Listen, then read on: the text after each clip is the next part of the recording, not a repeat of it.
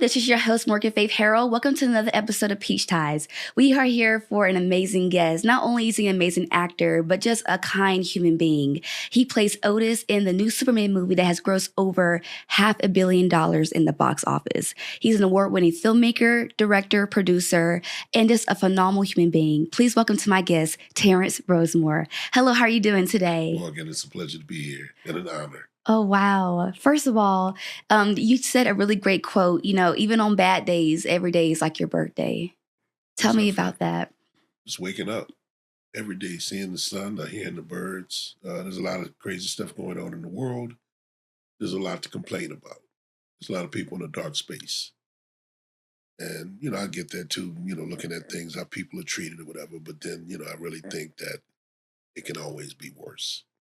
And I've seen, I've lost my mother at a fairly young age and been through a bunch of crazy stuff. So it's a blessing that I'm still here because I've got a list. I'm writing a book called The Scenic Route. I've kept a journal since 1994.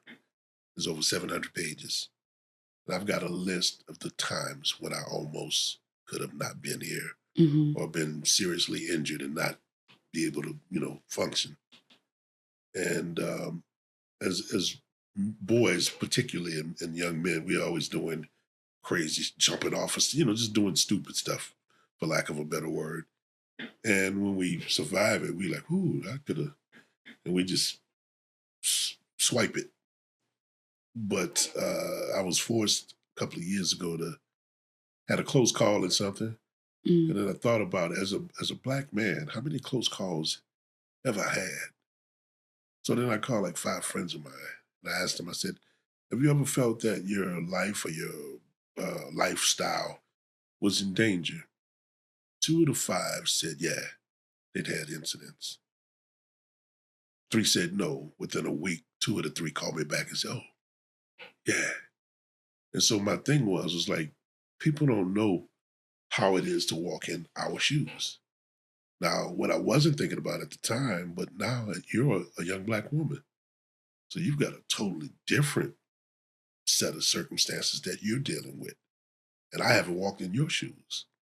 So I can say it's tough out here for a black man, but I haven't walked in your shoes. I haven't walked in an Asian lady's shoes. I haven't walked in a Korean man's shoes. You see what I'm saying? Mm-hmm. And so, make a long story short, all the stuff I've survived, I get another one. I'm taking it one day at a time. Wow. And you're 61 years old. Yes. No, 61 years young. I'll take that. You're actually the same age as my dad. Okay. So when I see you, I think of my dad, and I love my dad so much. Appreciate that. And, we met through Tim Blake Nelson on set, and our first interaction was very interesting. It was all about the handshake and eye contact. Yeah. But I just felt like your energy, just very humble and grounded. And, it's really great, like, hearing from you about, seeing, like, my work ethic, because some people don't see, like, what I do behind the scenes. But coming from you, it really means a lot to me. Well, yeah, when I met you, you popped. It was like I just wrapped. It was the last day. I hadn't seen you any days before. As I'm leaving, I'm seeing my girls, Carolyn and Ann. I love them. Let's go. This is Morgan. And I was like, how you doing? And you were like, bam. And they called, I'm telling them goodbye. I'm like, who is that? It was just like that. And there are people who I call shiny. And everybody's got their own gifts and shine. Some people are really, really, really shiny. It can't be denied.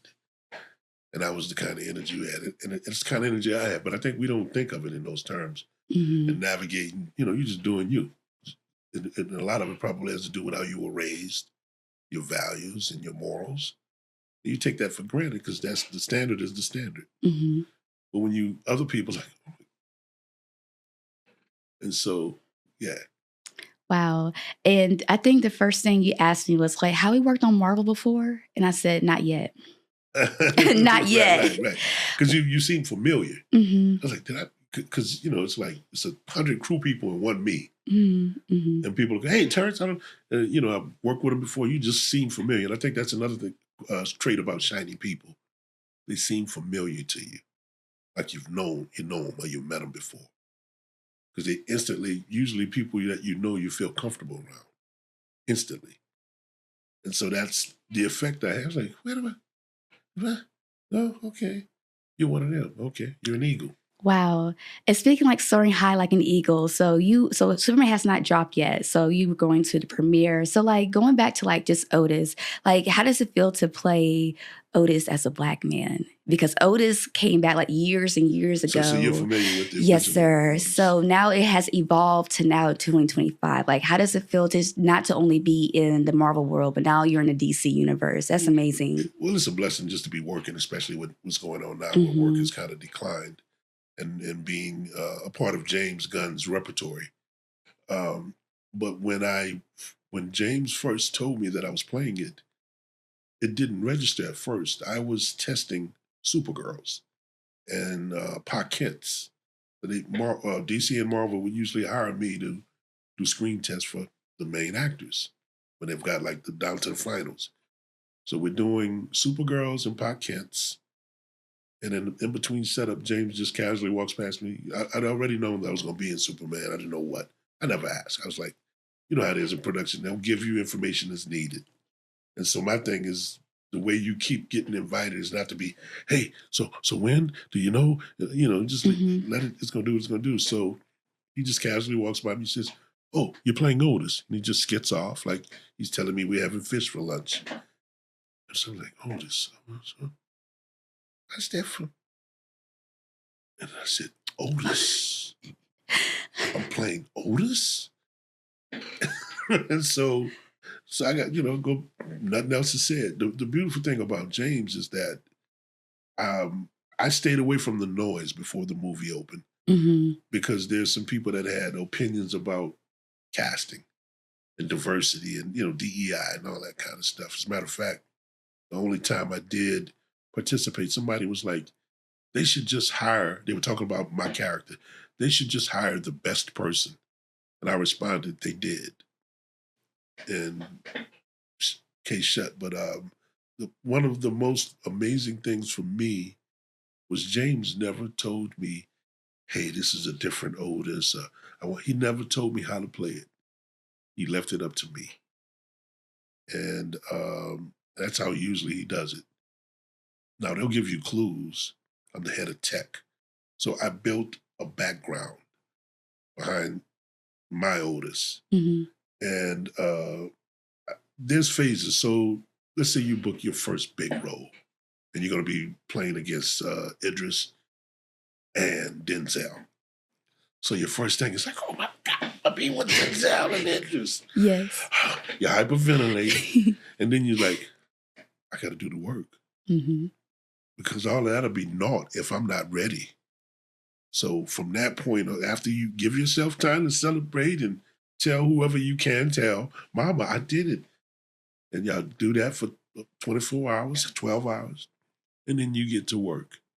Then you get your mind right. Then you focus. And then you get to the point where you're not telling, most time you can't tell people anyway, what we're doing. And it cuts down. People say, oh, so man, you excited? People getting in your head. So nobody knows except those who are closest to you. And you're focusing on the work. And you're focusing on the work. And that's what it's all about. It's not Mm-hmm. about, oh my God, I'm up here on the red carpet with Denzel. Maybe we'll be friends and he'll invite me over for Thanksgiving. I want all of that. 99% of the time it doesn't happen. Mm-hmm. And so it's about just showing up and being about the initial reasons why you did this, which I hope is to be a storyteller. Because that's what it's all about. And there was an actress that tried to pick an argument with you about, like, what's the key of making it? And you said, just show up and do the work. And that's all it is. I mean, the only thing you really control is your work ethic, Mm-hmm. getting better at your craft, whether that's dancing, writing, or whatever. You do it. I have friends who are filmmakers and actors, and they call complaining about the gig. I don't want to hear it, man. I'd have slept in my car. I'd have been attacked by bed bugs. I'd have lost women I loved because they didn't believe in my dream. And so I know what it is to face adversity. And I've never complained because I knew, just like that football movie. Everybody wants to be the quarterback because They get all of the fame and everything. But then you're the most targeted person by the defense. So you can't say, they're hitting me hard. They're punching me and whatever. That's what you signed up for. Know what you signed up for. And be honest with yourself. I worked in corporate America at Shell Oil Company, Xerox, for almost a decade before I got into acting. And when I made the transition, I asked myself, it was very important. I was like, are you willing to put 200% of yourself into this? And then at the end of the day, you don't get a seat at the table. Are you still willing to do that? Because it's not guaranteed. If you go to college and you go to undergrad, you're going to get a master's. If you go to get a PhD, you're going to get a doctorate. When you get into what we're doing and put all your blood, sweat, and tears, it's not guaranteed that you're going to get to where you want to go. I remember Bill Withers had this great quote. He says, everybody wants to be the wonderful. But on the way to wonderful, you got to go through just okay. Mm-hmm. Are you okay with being stuck in just okay? That's what I definitely saw in the movie Him. You haven't seen it yet, but No, I did. Oh my God, you gotta go see it. I saw it Thursday, so they released it So Friday. I was the first person there at the door. I love it because you are about this life. You are a movie cinephile, as I call it. I'm the biggest fan of Jordan Peele. Like when Get Out came out, my college roommate, we were the first person in line to go see it. How many times did you see it? It was in theater? You know what? I saw it about 3 times. Okay, I think I saw it twice. And even though he's not in director's chair, he's a producer. So, he molds the story. But I just say I don't like looking at the noise of like bad reviews, because I thought it was excellent, because it's showing the mind of a man that has been through CTE, going through trauma, and what are you willing to sacrifice to get to where you are? I think it's unsettling, but you know what? I just think it just takes a few days to kind of marinate. It feels like I just ate like a big steak, so now it's like I let it digest. But yeah, so you got to think about it. I got to think about it, because like, wow, like Justin Tipping, like hats to you, like he ate his directing for sure. And Marlon Wayne's, like, you could see the grief in his eyes of losing, a parent. So he did that after he lost his mother or father? He did it after, yes. And Tyreek Weathers, he lost a brother. So they both lost people in real life that they love, and, having that brotherhood aspect. Was Tyreek the brother that was in the episode of Atlanta? Yes. And we're going to actually talk about that too, because, your work with Donald Glover as well. And he really nailed it out the park. Like, not only is he handsome, but his acting chop, it's just like he was breathing. He was just breathing, being himself. Right. But yeah, Atlanta. So let's talk about that, because like that came out with like when I was, I think, like a sophomore at Kennesaw State. But like the whole show had just like redefined like the whole city. I feel like the city is not what it was back then. But during that, just like Donald Glover shaping it, it just like I just love that show. And like your work with Donald Glover, like how was it with that? Like the way his techniques are of like your character. Hero Moroi actually directed the episode. Down on His Brother wrote it. Mm-hmm. And I had actually auditioned for the pilot. Excuse me, the second episode. When him and Paperboy get in jail, and the guy's in there with the transgender person. Yes. And I auditioned for the role of the guy who was like, man, I should have went home. Messing around with you, whatever. And it was a great actor who they hired. And I had the tone all wrong. Because everything they'll have the most over-the-top scenario, but everybody plays it not even straight. They play it understraight. Understraight. They underplay everything. And that's where that humor comes from. Yes. And so when I saw it on page, where it was written, I think I overdid it or whatever. I didn't get it. So when my agent called, and I think I knew it was the last season, my agent was like, yo, blah, blah, blah. And I was like, I gotta be on this show. I willed it. I was like, I'm going to do it. And it was a hilarious scene. I'm all in. So I got it. My niece put me on tape. And so when I showed up I was in the makeup trailer. And Glover came in, but I didn't know who it was as I'm facing away. And so he was like, dude, he said, your audition had us laughing. So, I said to him, he said, that's me and my brother's favorite scene of the whole series Wow. that they wrote.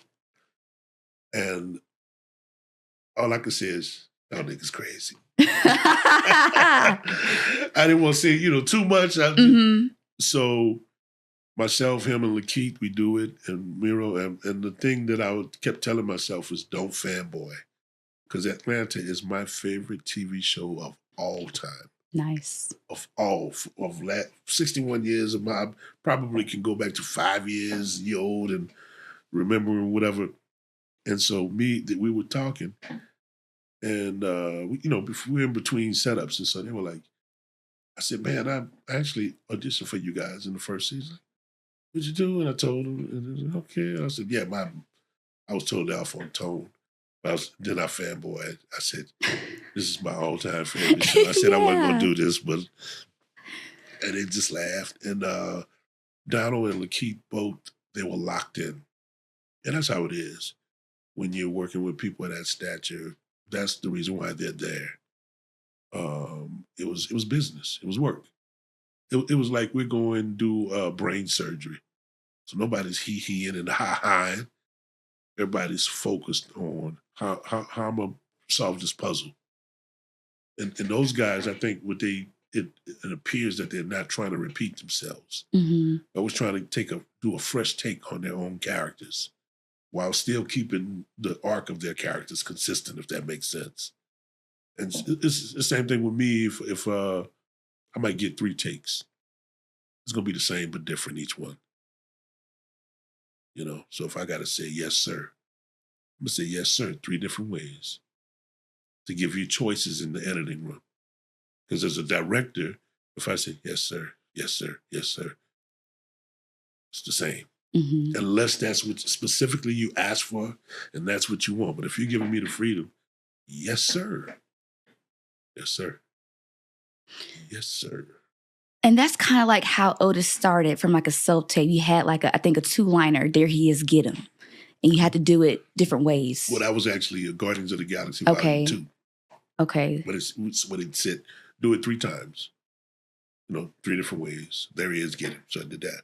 Same thing with Otis, though. With DC, I did it twice. Okay. And it was actually one of the lines that's in the, it's probably my first line, or my second line. First line I improvised, but it's the second line. I forgot what it was, but they said do it twice. So I did it with a headset, and then I did it without a headset. Then I changed the inflection or in tone, the tone slightly different, just to give them a look. And we ended up wearing headsets in the deal. So. Wow. You know what? And speaking like Mr. Gunn, it was amazing work. Now, let me tell you, like people slept on Brightburn. Oh, yeah. I love Brightburn. That's like, that's one of my favorites. Like, I just think that because my dad and we went to go see it, and it's like, wow, like a bad Superman, like that's like a fever dream of mine, right, So when I look in the audience, it's like, it was a great turnout, but I was like, why is people not talking about this movie? Is your dad a comic head? Kinda, yes, sir. Okay. Yes. So when and now we read the article about maybe a Brightburn 2 coming out, we're like, yeah, give it to us, yes. And it just never happened. But like, yes, I just think like we need a Brightburn 2 immediately. Two of the writers of that was James Gunn's brothers. Mm-hmm. And I met them at the Superman premiere. Actually, I met their kids first. And I didn't even know it was their kids. And the little stickers I gave you, I was like, hey, man, you guys like the movie? You're like, yeah. Because one of the kids had like he had like a mullet haircut or something. Mm-hmm. And I said, man, that's a cool haircut. Didn't know who he was. So then after the premiere, I saw him. I said, hey, man, I got something for y'all. Gave it to him. And then they introduced me to their dad. It's like, he was one of the writers of Brightburn. I was like, dude. And so then I go to the after party premiere, and a young lady and a guy, I thought they were a couple, but it was James's other brother, his kids. They were a little older. They were in their early 20s. Their father was one of the co-writers. And then one of the Ravagers in Guardians 2 actually directed it. And so, yeah, it was, they kept it in the family. It was one of my favorite. Yes. Top 5 for me, like superhero movies. I think 3 is going to be Brightburn for sure. I'm pretty much the only person that survived. Mm-hmm. Because the little boy, he went ham. He went ham on everybody. You drop your parents from space. It's just like it's beautiful. It's like again a fever dream. Yeah, I got to go revisit that movie. Yeah, it didn't get the play that it deserved. Absolutely. And speaking of like Mr. Gunn himself, like James is like he's killing it. He's killing it in the DC universe. Even like in Marvel, he's always been on top of his game. So what makes him that director that stands out from everybody else? Number one, he was a comic book head as a child. As a just always that was some guys are nerds, and that was it wasn't like something he just jumped on because it was a gig. This is who he is. He grew up with that. And I think he may be one of the first, even Kevin Feige, who's over Marvel, he was a comic book head. So back in the days, you just get whoever the hottest director was, give him $100 million and let's do this big spectacle. But James knows the canon, respects the canon, and when you know it, you can play with it and change things. Because you can say, I've always wanted to make this, do that. And I wonder, what if, just like Marvel's doing, what if such and such? What if? He's a great human being. And he is again, I go back to storytelling. As a dancer, you were a storyteller in that movie that you did the Lindy Hop in. In any performance you do, you're telling a story. As a costumer, you are telling part of the story. As the person who does the plants, what they call them greensmen, they're all part of that story. And if it wasn't needed, it wouldn't be there. That plant right there, it serves a purpose in this room. Every light in here, every piece of the peaches, everything has a purpose for helping you tell the stories that you want to tell in the studio. And so that's the thing. He's just a superb storyteller.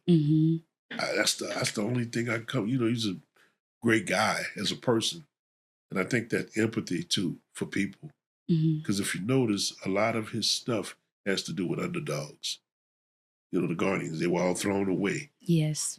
And family. Family is important to him. Well, right before we did Guardians 3, I want to say, a Suicide Squad. He lost his father. And me and Sean, his brother, Sean Gunn, we were in the bathroom. I lost my mother. My father's still living. And, I just exchanged, hey, man, I know how it feels. And he said, thank you, man. And then we just kept it moving. And, he comes, I think he was raised Catholic in Missouri, small town. I was raised Catholic in New Orleans. And so his sensibility, we're around. I think our birthday is like a week apart. So I think we're either the same age or I might be a year older than him or whatever. But he is a decent human being. And all of his movies is about what's right. Fighting for, everybody's flawed. Everybody's got, Rocket is Rocket. Peter's selfish, Peter Quill. Batista's violent. Gamora's violent, but they found a way to not only become friends, but become family. And it's the same thing with Lex. Because you want to hate him because he's trying to kill our hero.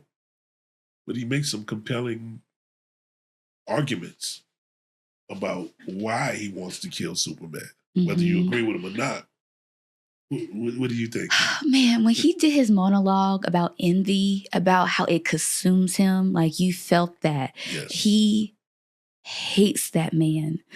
And like with all the different like days on set with like even during those moments, even with you like with Wendell Pierce, like I know that was like a treat, another another goat. Yeah. And then is it true that y'all played literally baseball together growing up? We competed against each other. Oh my gosh! We lived about a mile away from each other. That's crazy. And we were fierce. They had always had a better team than us because they had like grown. I wanted to check the birth certificates of some of them cats, and I look, man, y'all look like grown men playing 13-year-old Little League. But they had a great team, and all the guys ended up being friends of mine. But we couldn't stand them when we played them. And Wendell We didn't have a relationship. We were just, like I said, we were, adversaries. We were rivals. But when I got into acting, we had a mutual friend. One of the acting books I read says, find somebody that's doing what you're doing and ask them questions. And so I was like, I got to bite my pride and call these this rival of mine, but he was really cool. And every couple of years, he's only a year older than me, but he's my mentor. So whenever he was the one, I was working in production for about 10 years, not acting at all, living in LA. He said, hey man, why you ain't acting? I said, oh man, I'm writing and I'm producing. I don't care. You can do all that at the same time. Hey man, you the real deal. You need to be acting, man. Stop messing around. And when you hear it from one of the goats, Yeah. he whatever excuses I was making, because I think what it was, in LA, man, actors are a dime a dozen. So I said, but instead of saying I'm an actor, I'm a producer, get a little bit more respect. People take you seriously. And I was producing, but I was like, there's a million actors out here. There's maybe 10,000 producers. And out of them 10,000, there might be 2,000 real producers, And so he was the one who was like, man, I ain't trying to hear all that. Hey, get your butt back in the game. Wow. That's beautiful to have mentors that, you love and who loves you back. And respect you and you respect them. Absolutely. So we're talking about Faith. My middle name is actually Faith with an E. So, faith is a very big element I play in my everyday life. So for Why you, the E? You know what? It's something that my mom and dad wanted to do. They want to do something a little bit different. Okay. And I'm very grateful for them. Thank you, mom and dad. Mom and dad. So with just faith in general, your faith has been tested many times throughout your whole life. Can you tell me a time where your faith was tested the most that you overcame from? When my mother got ill. She was my best friend. I was like 24 years old. And my mother did nothing but help people. She worked at Turo Hospital, one of the most respected hospitals. Her and my father, I get my work ethic from my mother. When she got sick, she was working, she was taking a pottery class, and she was going to college. And then one day she fainted. We were like, oh, you're doing too much. And then we found out she had emphysema because she was a smoker. She smoked like 2 packs of cigarettes, pack of cigarettes, and something ridiculous. And I'd been telling her all my life since I was a child, Mom, you need to stop smoking, you need to stop smoking. And she was 44 when she got ill, and then she passed away in 1998 when she was 54. And so that 10-year period, I went through all kinds of phases. That's what also kind of when I got into acting too. So acting was my therapy. Long before Black people was talking about, at least my generation was talking about going and get help or talking to people. Being on that stage, rehearsing for 2 or 3 hours, I had to focus on these lines. And then I'm doing August Wilson and stuff like that. So it's stuff with depth about life, making you think. And so that was one of the things, my mother being ill, I'm like, man, why my mama? Why now? And I was selfish too, because I was 24. I had just cut the apron strings. I'm doing my own thing. I was a mama's boy, and that. But there was the silver lining for me out of that was that when you're 24, you take it that your mom's going to be around for at least another 40, 50 years. And for me, we didn't know how long she had to live. The doctor said her lungs were the worst he'd ever seen. So I was like, how much? I don't know. I'm surprised she's living. So I'm thinking, man, she might be around 2, 3 years. She lived for 10 years. So the blessing was I got to spend more time and appreciate her than I would if she wasn't sick. Because I take it for granted. Oh, I'm going to see her. You know how it is. You love your parents. It's yes. Like, I'm working. I'm on this movie. When I rap next week, I'll go see him. Yes. So with my mother being ill, And we were already close. It made me closer. Initially, I didn't like that because I'm trying to do me. You know, when you're like 24, 25, you're trying to say, hey, I'm an adult. Right. And you're trying to establish your own thing. And you're trying to say, no, ma, I'm good. Let me get this. And I couldn't do that because I had to go check on her and take care of her, help my sister take care of her every day. And it was a blessing in disguise because what it gave me was to not take anybody for granted. Just like meeting you, when I meet young folks in the industry, anybody who's interested in what I do for a living, and you're serious about it for the right reasons, I got you. I always tell my kids, hey man, when I lived in New Orleans, I was always in the white pages. My number was always listed. And I'd have kids. I don't know if you remember me, but yeah. Hey, well, I'm trying to do any advice, blah, blah, blah, blah. And so the thing that did for me was that's why every day is a blessing. Every person, somebody asked me, uh, hey man, your legacy with DC and Marvel, how's that feel? I said, that's cool, man. But the more important legacy to me is the interactions that I have with people one on one. Whether it's the person that works at the convenience store, and I'm going, hey brother, how you doing today? Or if it's somebody I just met and we share, we're waiting in line at the doctor's office and we share a chuckle or whatever. That's what define you. In my personal, I had this conversation last night with somebody who was saying, you know how great you are? I don't think you know how great you are. I said, I do. Because I've worked at it. I know I was there when I was putting the time in doing all this stuff, and so I'm aware of it, but it doesn't make me more important than that person or that person, So my faith, that's where, I questioned my faith around the time when my mother got ill. And then I learned everything happens for a reason. It made me a better person because I saw her strength. She never complained. She never complained. And I didn't, her and my father, they're like, I've adapted, me and my sister, I think too, we adapted. One of my superpowers is my ability to withstand pain. Mm-hmm. I played 2 weeks with a broken arm in high school football. I didn't know it was broken. I just thought it was sprained. Oh my God. Right. And I never missed a day of practice after I got the cast on. I couldn't play, but I could practice because the doctor didn't clear. He didn't say nothing about it. So I put on some pads on my cast and I played on the scout team because it was my last year. I knew I wasn't going to play no more. And up to that point in my life, everything I'd done, I quit. And I knew if I don't dress out and I don't practice, when I do get healthy and come back for the last 4 games, I'm out of sight, out of mind. So my thing was, I'm dressing out and I'm on the scout team and I'm practicing. Plus, I love the game. So, I'm doing it. It wasn't about, hey, I'm on the starting team and da da da. It was like, I'm doing what I love to do. And I had a part-time job and I was in school.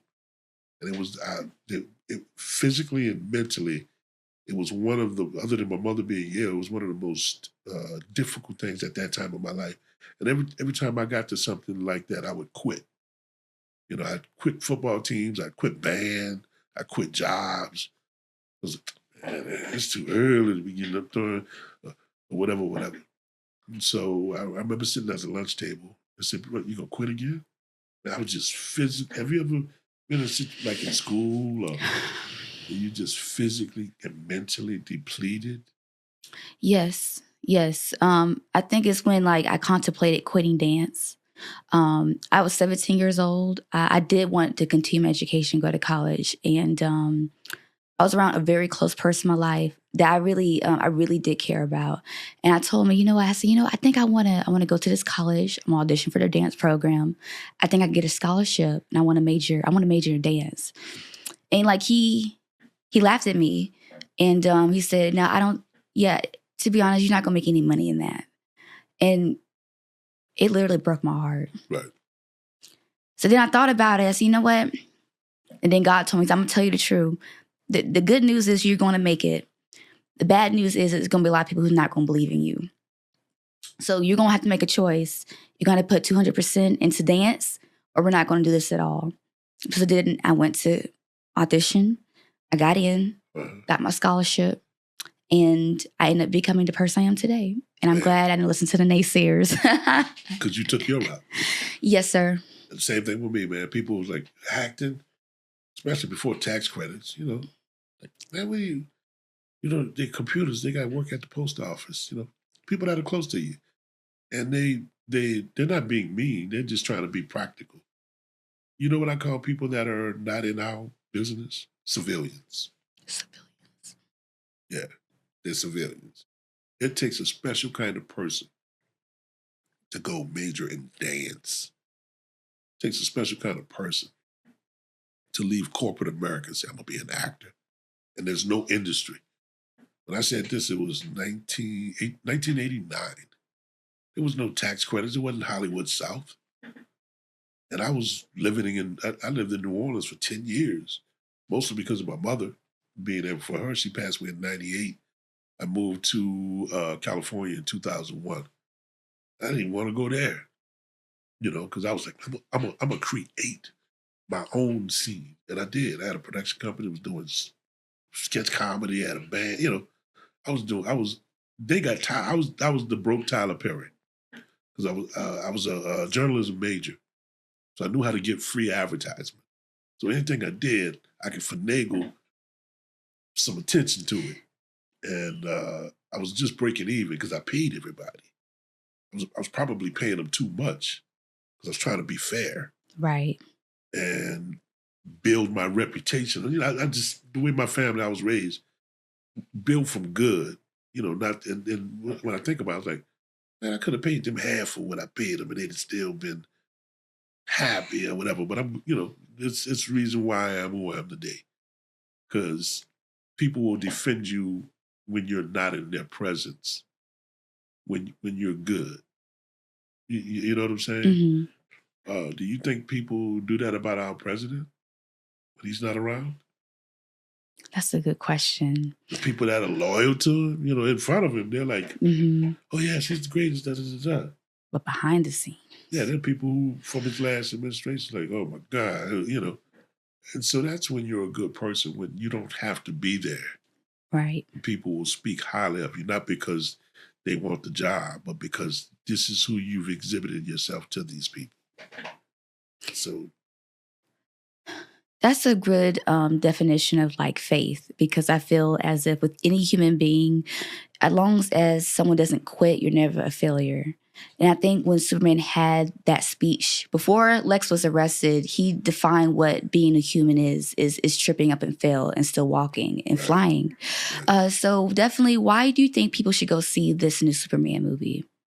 It's a fresh take, and there are multiple great performances. Lex, Superman, of course, the young lady who plays Margot, Lois Lane. Jimmy Olsen, one of my favorite performances was him and Miss Telemacher or whatever. Mm-hmm. The actress who plays her. It was truly an ensemble piece. Normally when you do a movie, any movie, it's usually about the top 3 or 4. The majority of the plot is about them. This was truly, everybody had more, even Crypto. Crypto was everybody's favorite thing about the movie in a lot of cases. I'm trying to think of who else. Mr. Terrific. Oh, Edie. He ate that up. Yeah.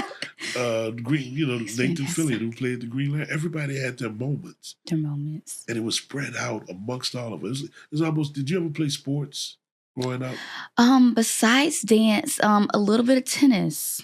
Okay, that's like a solo thing. But anytime, I love being part of a team. Mm-hmm. So when everybody eats, like you bought me a cup, child. I hope I didn't spoil alert, but you just have one of them things. Did I mess it up? Oh no, it's okay. It's okay. So everybody eats, and that's a beautiful team.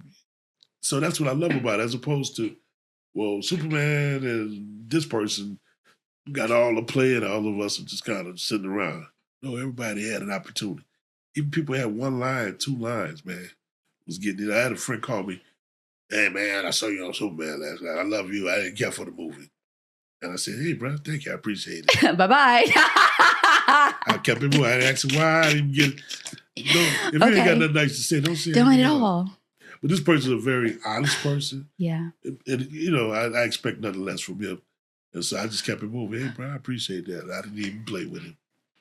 You know what? That happened to me when I got booked for Adult Swim. Some people didn't think I would ever book Adult Swim, but when when they saw the episode on air, they was like, I just don't get it. What did you do on Adult So Swim? I was a ballet dancer for Rick and Morty. They had an April Fool's episode. Yes, so they did a live action theater. Yes, sir. And you can rewatch it on YouTube. But they had it live on air on April Fool's Day at midnight. And some people just didn't get it. Well, that's because you didn't watch. That's okay. That's because they didn't watch Rick and Morty at all. My son is he the one got me looking at Rick. Really? I never saw that episode. So I'll definitely let him know about the episode. Y'all can watch it together. But it's just a beautiful ensemble. But like a team, it's about when you see something with vision, if it comes true, it just comes true. The people who gets it, gets it. The people who don't get it, just don't get it. I told him bye-bye too. So it's okay. So, the people that stays. The people that go, they're just not meant to be there. Right. And that's okay. So we're actually going to play a game today. So for Otis, so we're going to do what would Otis do, right? So I'm going to ask you, because we both improv. So, you can think on the spot, what, and just be honest, okay? So my first question is See, you laughing. You got something, I don't know what you got. You don't even have sleeves. You got something up your sleeve. Go ahead. Now, Superman shows up. Does Otis run, hide, or try to fight? I wouldn't try to fight him. I would either run or I would try to reason with him. Superman. Do you remember that episode in I think it was Superman 2, when Lex Luthor was the people from Krypton, the bad people? Yes. And Superman came. He's like, "Thank God! Get him!" You remember that? Yes. That's one of my favorite moments. It's like, oh, thank God, Superman! Get him! That's hilarious. So I would try to reason with him. Reason with them. Okay, I like that answer. All right, if Otis had to go undercover at the Daily Planet, what would he do? He'd be a sports writer. A sports writer. Okay. What would be the name of his column if you had to write it? The Daily Dribble. Ooh. Okay. That's different. Now, if Otis got stuck in the elevator with Superman, what would he do? Sweat. He would sweat. Oh, gosh. Right. Be very uncomfortable. Right. Okay. Thank God Superman's got morals. And you can reason with him. I know, not like Brightburn. He would have laid your eyes out. Oh, man, wouldn't have had a chance. That would have been a wrap. That's a wrap. That's funny. All right. Now, if Otis had to, pick or create his own sidekick of his own, who would it be? Kryptonite. Kryptonite. I love dogs. And Kryptonite's a gangster. Krypto's a gang. Anything that come through. Can I tell you one of my favorite moments in Superman? Please. So, it's when at the end, right before he gets arrested, when Superman gives his big speech. Yeah. And then Lex starts to give it. So we're thinking, okay, it's Lex's turn. And right in the middle of his speech, Krypto just comes. Bow. And if you notice in the movie, I love dogs, but I'm like, That's funny. Yes, out. You were freaking out over the dog. Jesus Christ. They didn't use the tape, but there was a woman, one of the workers, one of our operators. Mm-hmm. And so I told her, I said, what I'm going to do when he comes in, I'm going to throw you in front of me. And you're trying to get away, and I'm like keeping you away from me. And we did that one take, and they didn't use it. Wow. So that's like your favorite memory on set was definitely when the dog was attacking the Lex. Stuntman. They had a stuntman. They had a stuntman. Thank God for stuntmen. And they had him wired. And what they did was they removed the actual set and they put a breakaway set. And they just was swinging it across the wires. It was brutal. Wow. That's interesting to know. Okay. Now, in kind of like in our reality on Earth, if Otis won the Powerball, what would he do with the money? Oh, that's a good question. I would like how much is it? Is it $1 billion? You know what? Let's do $1 billion. Let's do $1 billion. First thing I'd do is I'd get me I'd set up a trust. Mm-hmm. I've actually asked people what to do. I forgot off the top of my head. But one of the things I would do is I would build I would buy a block, city block. I'd build a building and call it the EAT Center, Education, Arts, and Technology. And I would hire people like me, you, and this young lady to come at an after-school program to teach dance, to teach filmmaking. I would hire teachers, retired teachers, to tutor them in math and science. I'd have a black box studio, a dance studio, a small film studio, a library, a computer lab, and a small auditorium. And kids from all over the city could come free, and we'd feed them dinner. And I'd bring all my whoever I could get who's free, even if they were going to live stream them, to talk to my kids. And I'd name it after my mother, the Betty Jean Percy Rosemore EAT Center, Education, Arts, and Technology. Oh, wow. I love it. I love it. Okay. And the rest I'd be traveling all over the world. All the world. Right. The rest of the money will go to here. Yeah. I'd just be like, hey, man, everything good at the center? All right, cool. Y'all let me know. I'm in Egypt. Wow. Okay, so if Otis's cell phone rang during Lex's evil monologue, what would be the song of the ringtone? That's a great one. Thank you. Let me see. Billie Eilish. Ooh. I like that beat. I could definitely see that, him just speaking his heart out, and then he just looks at you like, what?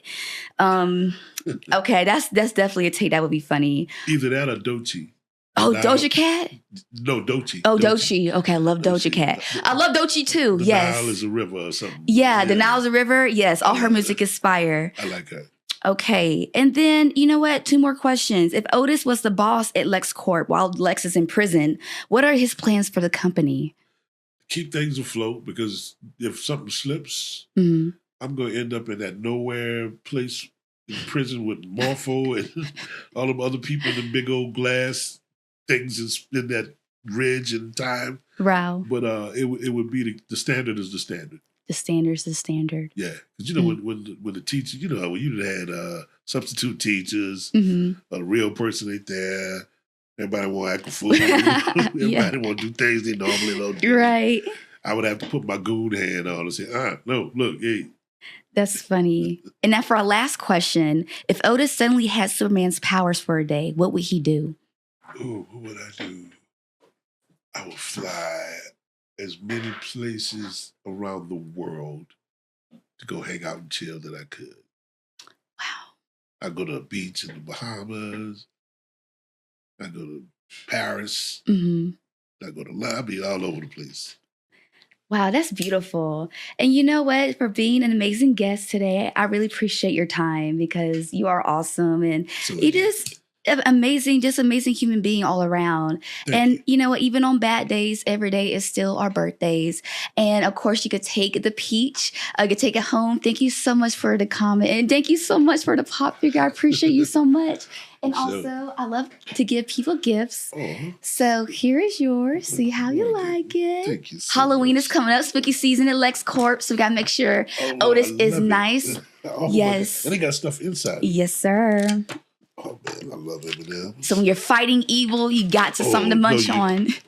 You didn't. Yes, sir. You didn't get the Ferrero Roach. I don't know how to say it, but I love these. Yes. Oh, my. Different candies. And just as like appreciation, here is, I got you a cupcake. We're celebrating our 1 year for Peach Ties. I appreciate all of our sponsors, our supporters and fans. And yes, today is a birthday today. So Happy birthday, I'm just Peach Ties. happy birthday to you. Thank you. Thank y'all for watching today. You can go ahead and watch Superman in theaters and watch Otis. Remember, be It's kind. actually on HBO now. Oh, Starting yesterday. starting yesterday. All right, so you can watch Otis and a new Superman movie out in theaters and on HBO with your subscription. Remember, be kind, be sweet, and it's always good to be a Georgia Peach. Bye-bye.